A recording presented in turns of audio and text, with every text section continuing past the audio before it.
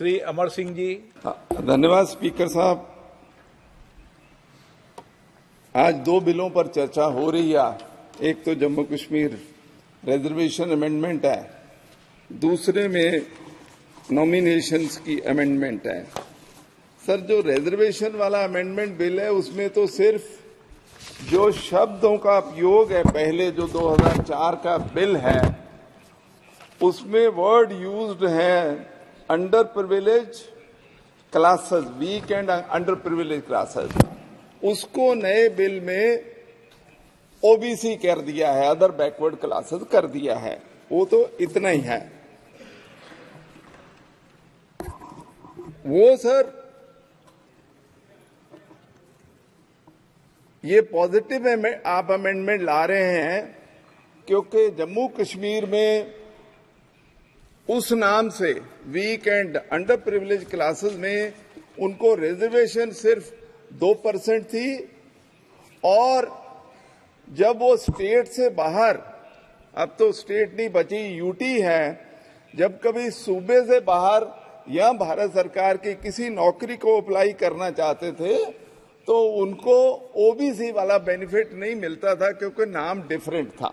तो इसलिए मैं इसको पॉजिटिव अमेंडमेंट मानता हूं और मैं इसका सपोर्ट करता हूं। लेकिन सर, इसमें जो मुद्दा असली है, और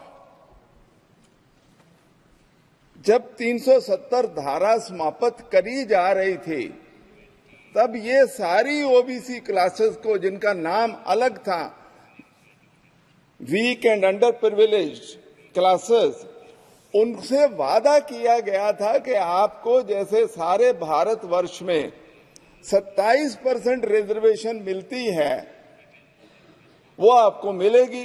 जम्मू कश्मीर में तो अभी 2% मिलती है।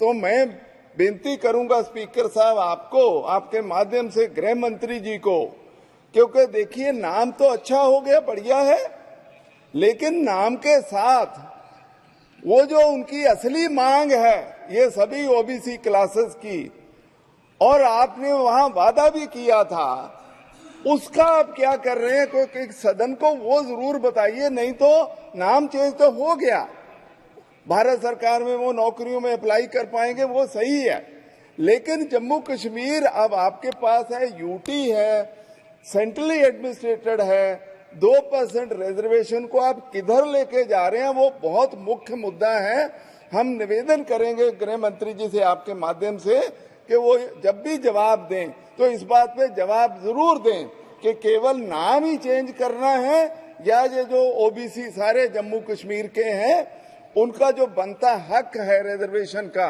वो भी दिया जाएगा। ये पहली बात सर मैं निवेदन करना चाहता हूं।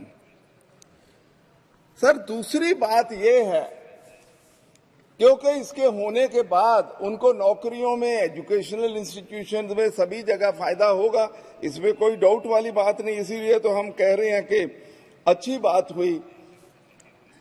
पर सर, जो आज भी एससी, एसटी, ओबीसी के जो एजुकेशनल इंस्टीट्यूशंस के जहां शिक्षा पाने के लिए जहां नौकरी रिजर्वेशन है, लेकिन वो पाने के लिए जो आज वो मुद्दे हैं वो भी मैं गृह मंत्री जी से पूछना चाहूंगा कि अगर आप ये जम्मू कश्मीर के लोगों को क्या कोई स्कॉलरशिप एजुकेशन का देंगे?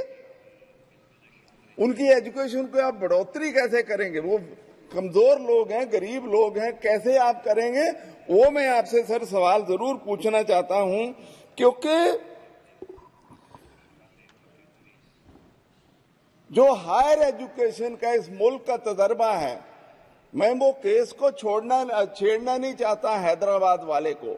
सर, जो एससी, एसटी लड़के लड़कियां पीएचडी करते थे, एमफिल करते थे, उनका स्कॉलरशिप या तो बहुत कम कर दिया गया, या करीब करीब बंद कर दिया गया है, वो अब भटकते हैं चारों ओर।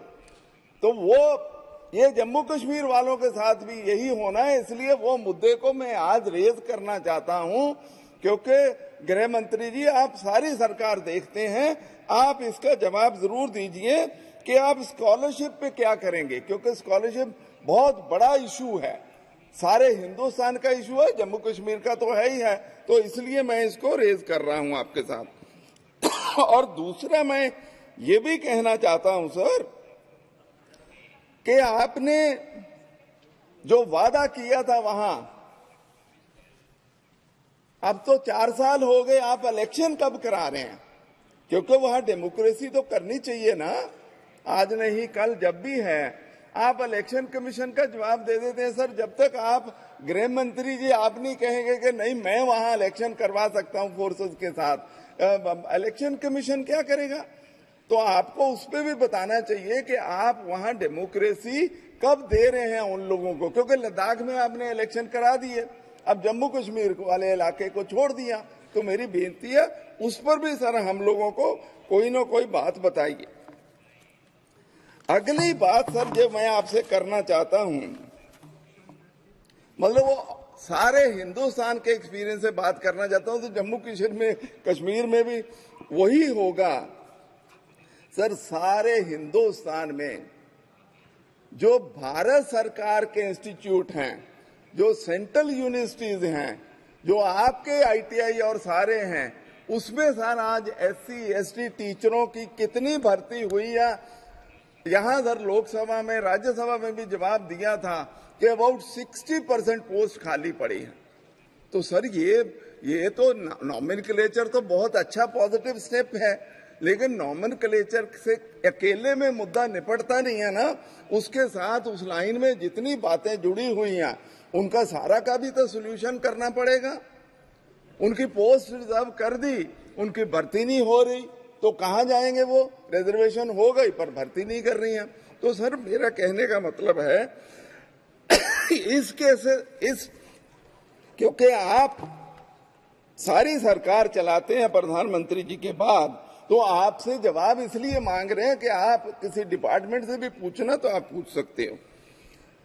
देखिए जो स्टूडेंट्स का एससी एसटी ओबीसी का हिंदुस्तान में हालत है वो ये है सर, पिछले कई सालों से जब से ये स्कॉलरशिप सर, इवन जो जनरल पोस्ट मैट्रिक स्कॉलरशिप था वो सर भारत सरकार 100% देती थी, 100%, बहुत सालों से, 30 40 50 साल से। आपकी सरकार आई, आपने 60-40 कर दिया कि हम तो 60% देंगे, 40% स्टेट्स दें। स्टेट्स की तो ऐसी हालत है, वो तो तनख्वाहें नहीं बांट रहे।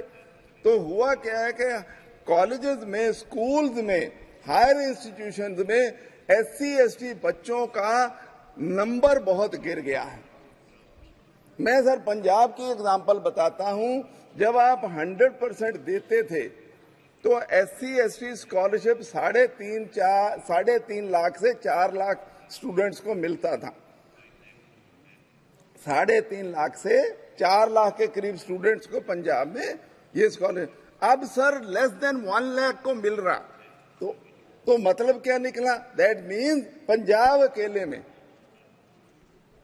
करीब 2-2.5 लाख शेड्यूल्ड कास्ट वहां ट्राइबल नहीं है। वो स्टूडेंट्स जो हैं वो कॉलेजों से और स्कूलों से निकल गए हैं, क्योंकि उनको अफोर्ड करने वाली हालत नहीं है। तो इसलिए सर मैं आपके सामने रेज कर रहा हूं, ये जम्मू कश्मीर में भी इशू बनेगा। तो इसलिए आपसे बेनती है कि जब आप कानून ला रहे हैं तो कंप्रीहेंसिव सर सारी चीजें लाइए, उसके साथ आप हमें सारी चीजें बताइए।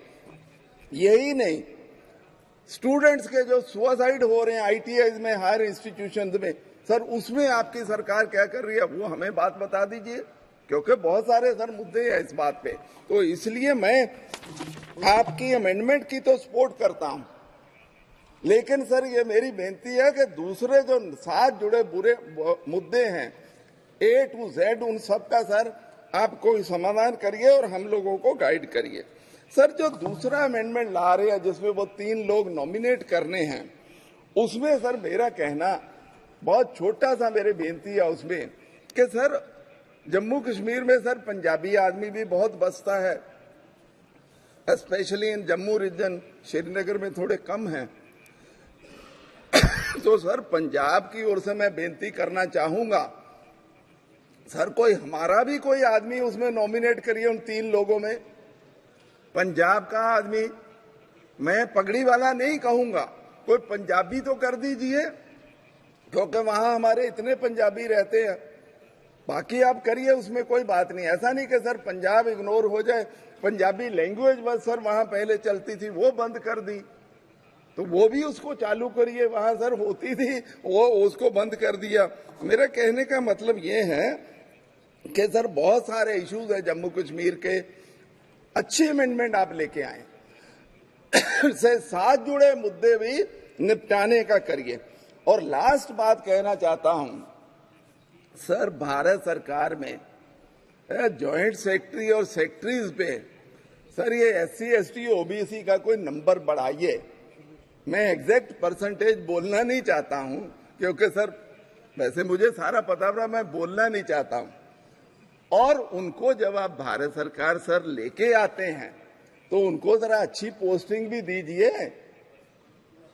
उनको हमेशा ही कभी उधर, मैं किसी डिपार्टमेंट का नाम नहीं, पर आई अंडरस्टैंड दैट थिंग, पर सर उनको, क्योंकि हमारे प्रधानमंत्री जी SC ST की OBC की उनके भले की इतनी बात कहते हैं, तो यार सर जो उनके ऑफिसर्स बन गए हैं, IAS IPS बन गए हैं, उनको भी important posting government of India में दे दिए। आप अभी पावर में हैं, तो मैं उस बिल का सर समर्थन करता हूं, लेकिन जो मैंने दूसरी बेनतियां करी हैं मैं उसका सर जवाब चाहता हूं। बहुत बहुत धन्यवाद। Subscribe to One India channel and never miss an update.